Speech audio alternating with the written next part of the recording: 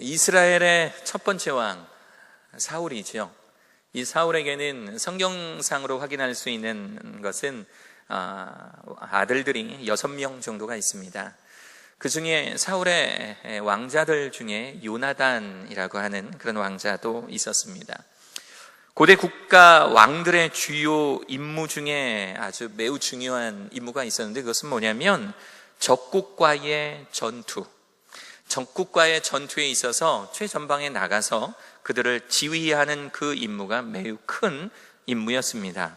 전쟁 중에도 왕도 또 왕자들도 칼을 차고 직접 전쟁에 나가서 이 전쟁을 지휘하는 것, 이것이 그 당시의 왕과 왕자들이 했던 그런 일들이었습니다.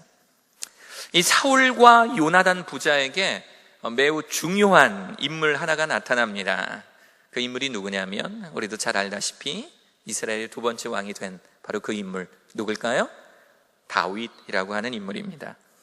다윗의 첫 인상은요 매우 강렬했습니다. 블레셋과의 전투, 골리앗, 이 블레셋의 아주 기골이 장대한 이 골리앗 장군을 그 어느 누구도 건드리지 못하고 있는 이 순간에 다윗이 혜성과 같이 나타나서 물맷돌 하나로 그 큰 장수 골리앗을 쓰러뜨리고, 그리고 골리앗의 목을 잘라 그 잘린 머리를 들고 사울왕 앞에 나오는 이 모습 한번 상상해 보십시오. 지금 만약에 그래도 엄청나게 강렬한 그런 인상을 풍기지 않겠습니까? 바로 이 모습을 아버지 사울왕 옆에서 지켜보던 사람이 있었으니 바로 사울왕의 아들 이스라엘의 왕자 요나단이었습니다. 요나단은요, 자신과 나이가 비슷한 연배의 소년 다윗이 장차 이스라엘의 큰 인물, 하나님께서 이스라엘 민족을 위해 사용하실 큰 인물이라는 것을 알게 되었습니다. 그리고 그를 단번에 알아봅니다. 사무엘상 18장 1절에 오늘 읽었던 우리들의 말씀에 이 요나단이 다윗을 향한 감정이 드러나 있습니다. 제가 한번 읽어볼게요.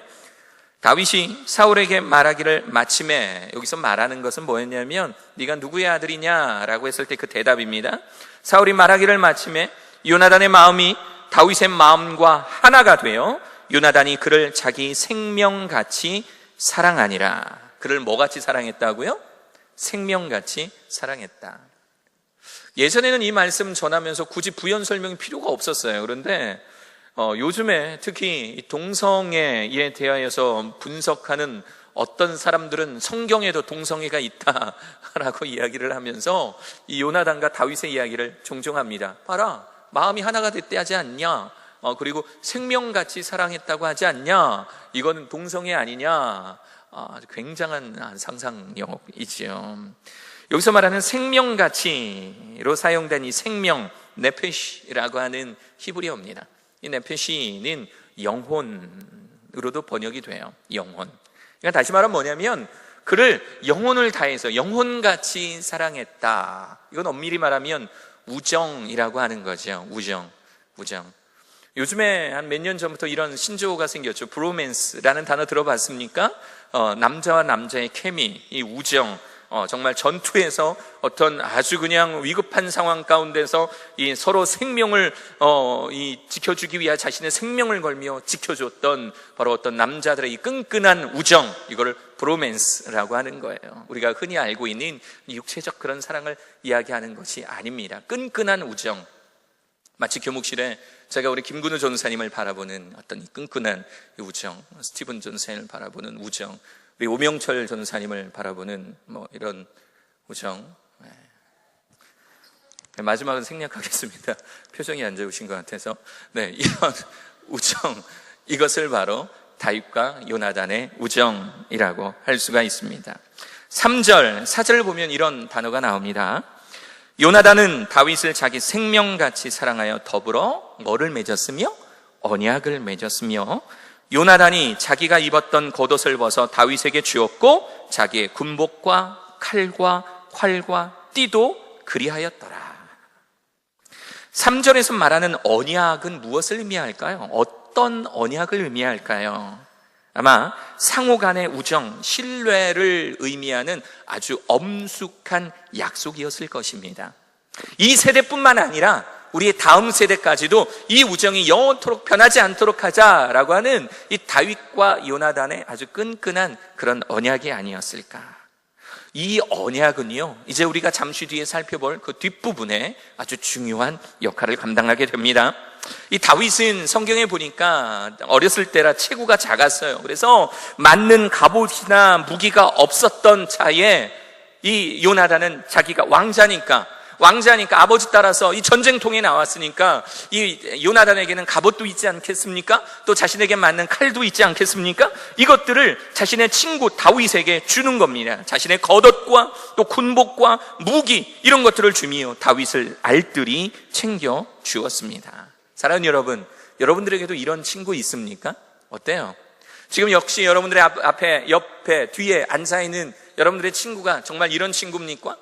요나단이 다윗을 그렇게 알뜰히 살뜰히 챙겼던 것처럼 내가 가지고 있는 것 하나도 아깝지 않고, 심지어 이때 상황을 보면은요, 요나단은 다윗이 죽으면 왕위를 계승할 1순위, 이제 왕위 계승 우선순위가 이제 1순위였던 사람이에요. 다윗이 승승장구하면 승승장구할수록 어쩌면 민심이 다윗에게로 끌려서 다윗이 내가 물려받을 수 있는 왕자를 가져갈 수도 있는 그런 상황임에도 불구하고 요나단은 다윗을 향해서 이 우정, 이 언약을 끈끈히 지킵니다. 다윗을 사랑하는 마음으로 그에게 은혜를 베풀지요. 여러분들은 그런 친구 있습니까? 어때요? 옆에 있는 친구 한번 지그시 한번 살펴보세요. 이 친구가 그런 친구인지. 만약에 그 친구가 자고 있다면 한 번씩 깨워주세요. 정신 차려 이 친구야. 한 번씩 깨워주시면 너무 좋을 것 같아요. 너무 좋을 것 같아요. 반면에 요나단의 아버지, 이스라엘의 1대 왕이었던 사울은 좀 다른 감정을 가지고 있었습니다. 다윗은 용모가 뛰어났습니다. 용모가 뛰어난 사람은 뭘 해도 이 여성 팬들이 항상 있기 마련인 것 같아요. 여러분들 중에 좀 잘생기신 분들은 좀 이해가 되죠? 그쵸. 알잖아요. 그쵸. 저도 알고 있는 마음인데, 그쵸. 여러분들 좀 알죠. 그쵸. 이렇게 잘생긴 사람은 어디 가나 좀 피곤한 것 같아요. 사울이 다윗이 너무 싸움을 잘하니까 이 군대에 장수를 시켜놓습니다. 근데 사람들이 다윗을 바라보면서 나이가 어리다고 업신여기는 것이 아니라 성경을 보면 합당하게 여겼다라고 되어 있어요. 그래서 아마도 이 날은 사울 왕이 역시 많은 군사들과 또 다윗을 비롯한 여러 장수들을 데리고 전쟁에 나갔나 봐요. 그리고 그 전쟁에서 승리하고 돌아오는 바로 그 광경이 우리가 읽었던 18장 6절부터 펼쳐집니다. 6절에 보면 이렇게 나오죠. 무리가 돌아올 때, 곧 다윗이 블레셋 사람을 죽이고 돌아올 때에 누가 나타나서 소리를 지르냐면 여인들이 나타납니다. 여인들이 이스라엘 모든 성읍에서 나와서 노래하며 춤추며 소고와 경세를 가지고 왕 사울을 환영하는데, 어떤 장면인지 이해되지요? 전쟁에 나갔다 온 거예요. 왕과 왕자들과 이제 장수들이 전쟁에 나갔다가 이제 이기고 돌아오는 겁니다. 사람들이 나와서 와 소리를 지르며 누구를 환영하는 거냐면, 오늘 성경에 분명히 나와 있죠. 사울 왕을 환영하는 거예요.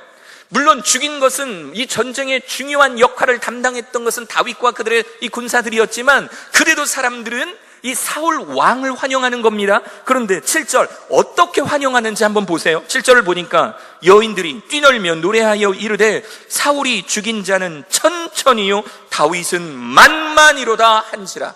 아마 이걸 노래로 불렀겠죠. 사울이 죽인 자는 이러면서 막 아마 이렇게 우문에 따라서 이렇게 노래를 불렀을 겁니다. 노래를 불렀을 거예요. 이 사람들의 심리를 보십시오. 사울이 조금 죽였다라는 겁니까? 사울의 공로가 작다라는 것을 의미하는 거예요? 아니에요. 여기서 말하는 천천히다, 사울은 천천히다라고 하는 거는 사울도 많이 공을 세웠다는 거예요. 많은 적군들을 죽였다, 그 공이 크다라고 이야기하는 거예요. 그런데 그 뒤에 다윗은 비단 이걸 사울과 비교해서가 아니라 새로운 장수 다윗은 더 많은 공을 세웠다라는 것을 의미하는 거예요. 그래서 사울이 죽인 자는 천천히요 다윗이 죽인 자는 만만히로다 하는 것은 사울도 칭찬하고 다윗도 칭찬하고자 하는 그 의도가 있었던 거예요. 그런데 이 말을 듣고 있던 이 백성들의 이 환호 소리를 들으며 사울 왕이 마음에 품었던 감정은 좀 의외입니다. 8절을 보면 사울이 그 말에 불쾌하여, 마음이 불편한 거야. 하고 불편한 겁니다. 힘이 노하여 이르되 다윗에게는 만만을 돌리고 내게는 천천만 돌리니 이제 그가 다윗이 더 얻을 것이 나라 말고 무엇이냐. 그날 후로 사울이 다윗을 주목하였더라. 말씀이 이렇게 이어집니다. 질투를 느끼고 있었던 거예요. 질투, 시기, 질투. 신하인 이 부하인 다윗을 시기하고 있었던 겁니다. 사랑하는 여러분, 리더와 보스의 차이가 여기서 나타납니다. 리더와 보스의 차이. 리더는요, 동역자이기 때문에 함께 일하는 사람들의 성공을 기뻐합니다. 그런데 보스는 지배하는 자이기 때문에 아랫사람의 성공을 견제하죠. 사울은 보스의 기질을 가지고 있었던 겁니다. 그래서 성공한 부하인 다윗이 여인들의 칭찬을 받는 것이 너무 싫었던 거예요. 응? 아니, 우리 군사들이 이기고 돌아왔으면 나를 칭찬해야지. 왜 저 부하 다윗을 응원하는 거야? 보스였던 사울은 이 자체가 싫었던 겁니다. 최근에 종종 교목실에 혼자 앉아 있으면 학생들이 문을 열고 이렇게 들어옵니다. 근데 어떤 학생들은 노크도 안 하고 문만 살짝 열어봐요. 누구 있는지 없는지, 누가 계신지 확인하는 것 같아요. 문만 살짝 열고 이렇게 문을 열고 이렇게 교목실 안을 들여다봅니다. 그리고 분명히 저와 눈이 딱 마주쳤어요. 근데 이 아이가 뭐라 그러면서 문을 닫냐면 아무도 없네? 그리고 문을 이렇게 닫아. 저는 아무도도 아닌 거예요. 저는 아무도도 아닌 거예요. 그러니까 아마도 이 친구는 제가 아닌 다른 전도사님을 찾으러 왔었던 것 같아요. 다른 전도사님들을. 가끔 저도 어쩔 때는 좀 삐지기도 하면 나를 좀 찾아오지. 나를 좀 찾아오지. 그래서 여러분들이 있잖아요. 다음부터 그런 경우에는 여러분들이 원하는 전도사님이 없더라도 문을 열고 문을 닫을 때 목사님만 계시네? 그리고 문을 이렇게 닫아주셨으면 참 좋을 것 같아요. 시기, 질투, 이것이 사울을 병들게 하기 시작합니다. 똑같은 다윗을 보고 아버지 사울과 아들 요나단은 보인 반응이 다릅니다. 한 사람은 우정을, 또 한 사람은 질투를 느끼고 있었던 거죠. 이 우정과 질투는요, 엄청나게 다른 결과를 초래하고 맙니다. 먼저 순서를 좀 바꿔서요, 질투를 느꼈던 사울의 최후를 한번 좀 볼게요. 질투를 느꼈던 사울의 최후. 대중적인 인기를 누리고 있는 이 다윗이 너무 못마땅한 나머지 이 사울왕은요, 정신이 돌아버립니다. 정신이 돌아버려. 누가 나의 이 왕좌를 노릴 수도 있다. 누가 나를 죽이고 이 나라를 차지할 수 있다. 이 나라가 다른 나라에 의해서 점령당할 수 있다. 이 노예로제 때문에, 스트레스 때문에 이 사울은 급기야 정신병에 걸려버리고 맙니다. 그리고 이 정신이 돌아버린 이 사울은 다윗을 죽이려고 달려듭니다. 사울을 위해 목숨 바쳐 싸웠던 이 다윗을 향해서 창을 던지고 이 숨어 지내는 다윗을 찾아다니기 위해 이제 혈안이 되어 있는 거예요. 결국 사울은요, 다윗을 죽이지도 못하고요, 또 전쟁에 집중하지도 못해서 그만 블레셋과의 전쟁에서 그의 세 아들 요나단과 아비나담과 말기수아와 함께 전사하고 맙니다. 전장에서 끔찍한 최후를 맞게 된 거지요. 다윗을 향한 시기와 질투는 곧 사울을 미치광으로 만들어버렸고 전쟁에서 비참한 최후를 맞이하게 된 겁니다. 여러분 기억하셔야 됩니다. 미움, 다툼, 시기, 질투, 이것들에 내 마음속에 이것들을 가지고 있으면 결국 손해보는 것, 결국 이 감정으로 인해서 패배하는 것은 누구인지 아십니까? 내가 시기하고 내가 미워하고 내가 질투하는 그 대상이 패하는 것이 아니라 그 마음을 가지고 있는 내가 패하는 거예요. 그 마음을 없애버리지 못한 내 자신이 망해버리고 마는 겁니다. 그래서 로마서 12장 18절은 우리들에게 모든 사람과 더불어 화목하라 라고 이야기하는 거예요. 모든 사람과 더불어 화목하라. 내 주변에 나보다 좀 잘난 사람이 있어도 내 주변에 그냥 아우 눈꼴셔 라고 하는 질투가 나고 그냥 시기가 나는 그런 친구들이 있다 하더라도 그들과 함께 더불어 화목하라. 이것이 성경을 통해서 우리들에게 말씀해 주시는 하나님의 말씀입니다. 반면에 요나단을 한번 보겠습니다. 사울의 아들이었던 요나단도 아버지 사울이 죽던 바로 그곳에서 전사하고 맙니다. 이 요나단의 죽음은 순전히 아버지를 잘못 둔 탓이지요. 아버지를 잘못 만난 탓이지요. 사울을 만나서, 아버지 사울을 만나서 그만 블레셋과의 전투에서 비참하게 죽고 맙니다. 그런데요, 우리는 사무엘하, 우리가 지금 사무엘상을 읽고 있지 않습니까?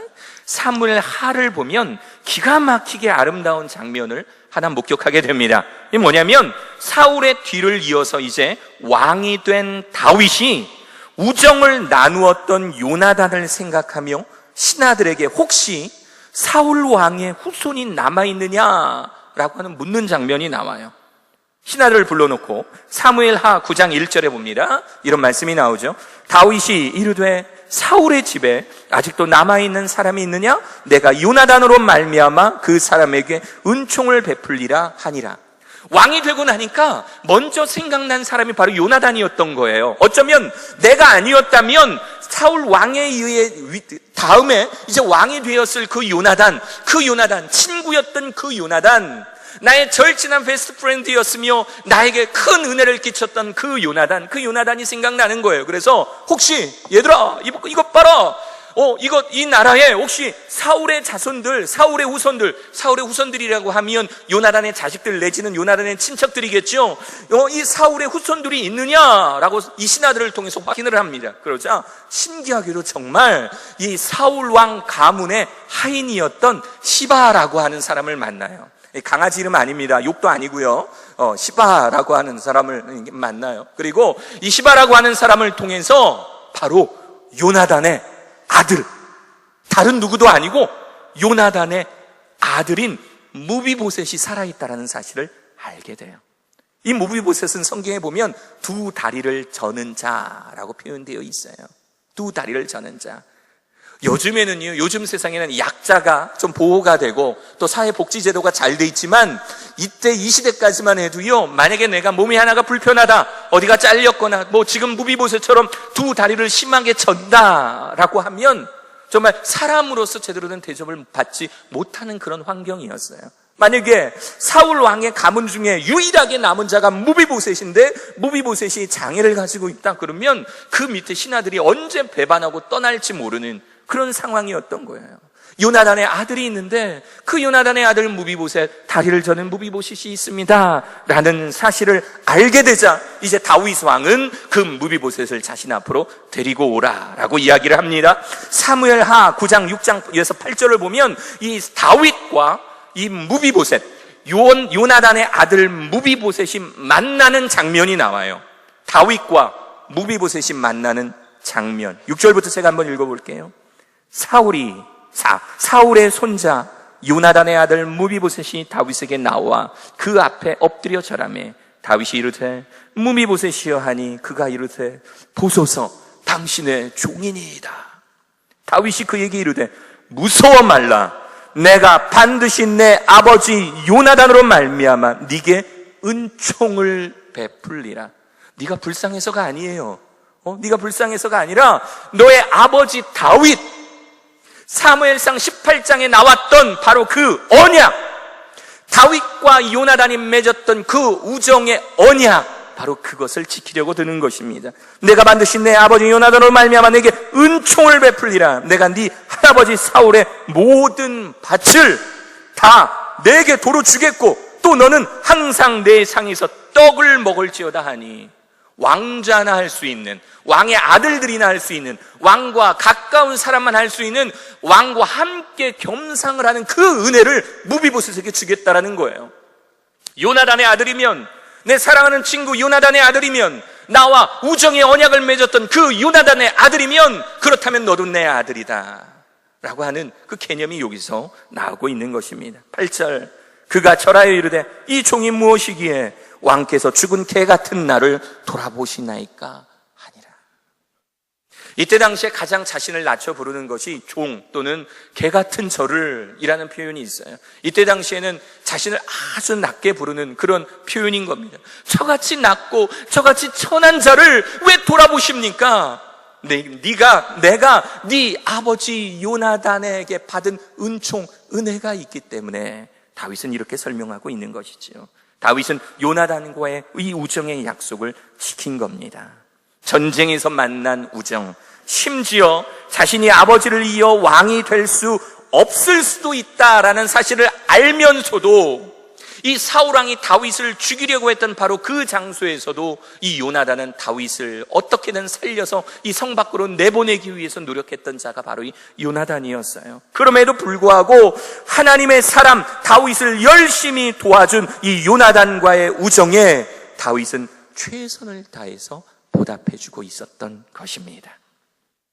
사랑하는 여러분, 여러분들은 우정을 더 많이 느끼십니까? 아니면 시기와 질투를 더 많이 느끼십니까?